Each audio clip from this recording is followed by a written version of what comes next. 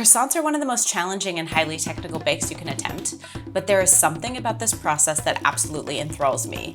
And today I'm going to attempt to make Claire Saffitz's croissant recipe. I've tried to make croissants at home 4 or 5 times before, with moderate success, leaning toward that didn't really work and I'm not sure why. So we're gonna go through this process together. If you've got tips, leave them for me in the comments, and let's get started.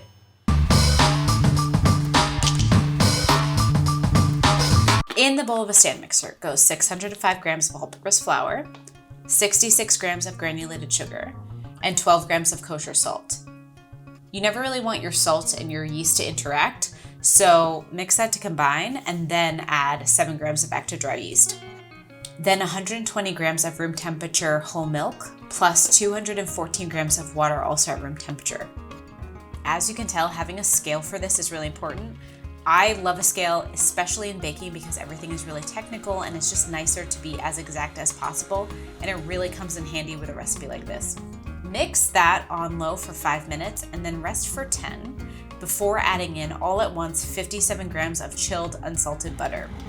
Once you mix this for 10 minutes, this is going to transform your dough from a cousin of cauliflower into this nice smooth ball.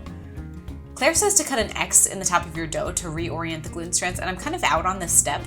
First, Claire made it look way easier than it was, and in the end, I don't know that it actually improved my ability to roll it out.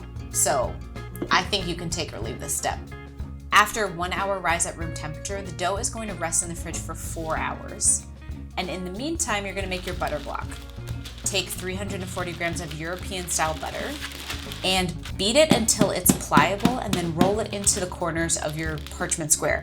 The whole goal here is to make one uniform layer of butter, which will then go into the fridge until you need it. There is a lot of beating and pounding in croissant making, and that's what you're gonna do next.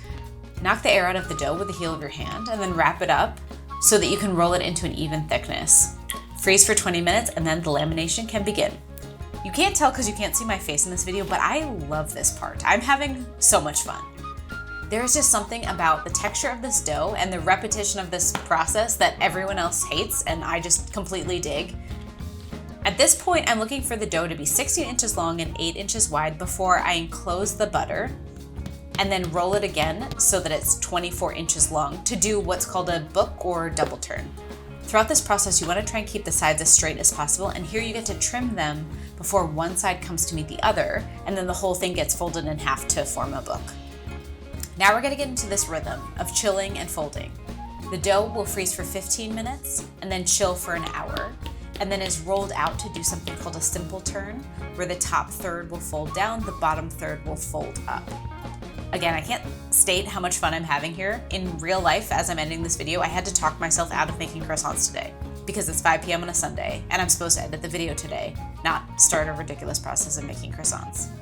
After the chill, the dough is rolled out to a 14 by 17 slab, which is frozen for 20 minutes and then chilled overnight. The next day starts with steaming a skillet of water and then putting it in the oven to create the perfect proofing environment for your croissants. You're gonna re-roll the dough to get it back to the 17 by 14, and then you can trim off the sides to keep everything really straight. Here I diverge slightly from what Claire did in the New York Times video. Claire made just a ridiculous amount of dough that made enough croissants to feed an army, and I didn't do that. But instead, I cut the dough such that I could have enough for 3 different kinds of croissants. I made a butter one, ham and cheese, and then the pain au chocolat. I cut half the dough to make witch hat triangles, per Claire's instructions. From the other half, I made 2 pain au chocolat with semi-sweet chocolate that I cut from a baking bar, and then 2 with ham and Swiss cheese. Once covered, these went in the steamy oven to proof. Claire notes that they should have a bit of a wiggle when they come out, and you can tell that mine did because I tested it here, and then I gave a super nerdy thumbs up. While my oven preheated and the croissants chilled in the fridge, I mixed together egg yolk and heavy cream for the wash. In my mind at the time, I was doing such a neat job of this, and now that I watch it back, I realize I was kind of making a mess. These baked for 20 minutes before being rotated and then baked for another 15. After setting them aside to cool, all that's left is my favorite part, the tasting and the grating with my live-in taste tester. Taste tester, hello. Hello. Thank you for joining. Thanks for having me. Today we have 3 different types of croissants, a butter croissant, a pain au chocolat, and a ham and cheese croissant. Ooh. Shall we start with the butter? Yes. This is overproofed. That's my main complaint. What does that mean? I don't actually know technically what happens, but Paul Hollywood would not be impressed.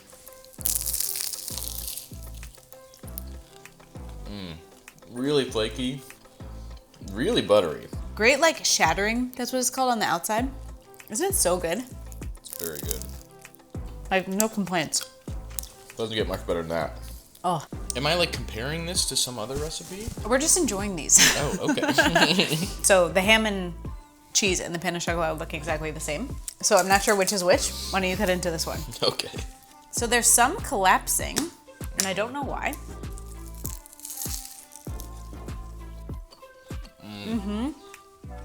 Oh man. Like it? Particularly because I have been fasting in preparation for this filming. Yeah. Oh man, that is so good. Oh, good. I'm glad you like it. I've had a croissant like sliced and then turned into a savory sandwich, but I don't think Sure. I've had one where meat or cheese is baked on the inside. Isn't that good? It's quite good. Let's try and find a chocolate one. Off center, weirdly. Little off center.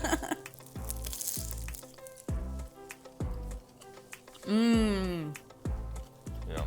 It's just delicious. I mean, that's great. My classic complaint about chocolate croissants is that they never have enough chocolate in them. I want them to be like filled with, like I want like an American chocolate croissant. You want like a donut. Yeah, basically. Oh God. Let's talk through and rate each of the croissants. Okay, well, there's apples and oranges here. No, these are croissants and croissants. There's chocolate and ham. Those are apples and oranges. Yeah, but which one do you want? Do I want right now? I want to eat like 4 of those ham ones. There are things that I could have done better. They still are super impressive, delicious, and so good, and just like taste amazing and are wonderful. I'm gonna hesitate to give out any O's. Okay. Because, like you said, there's perhaps some room for improvement. Yeah. Maybe you overproofed it, whatever. They're still fantastic, but I'm gonna reserve your O's for special occasions. For the ham one, I'm definitely giving an E.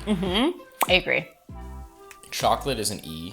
And the butter one, the thing is that, okay, the butter one is not as good as the chocolate or the ham one. Okay. But it's better than acceptable. That's Okay. that's an above an acceptable croissant. You're not gonna get away with any half grades here. It's an A+. No.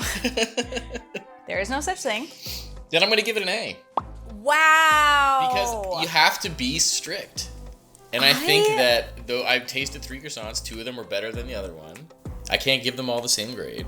I have to downgrade the butter one. How dare you? I've I'm spent sorry. days working on this, and They're that is all very good. delicious. Maybe you need another bite of the butter one. You're not rating the croissants against one another. You are rating each individual croissant against that type. So the butter croissants that you've had in your life, how does this one stack up? E. Thank you. That's true.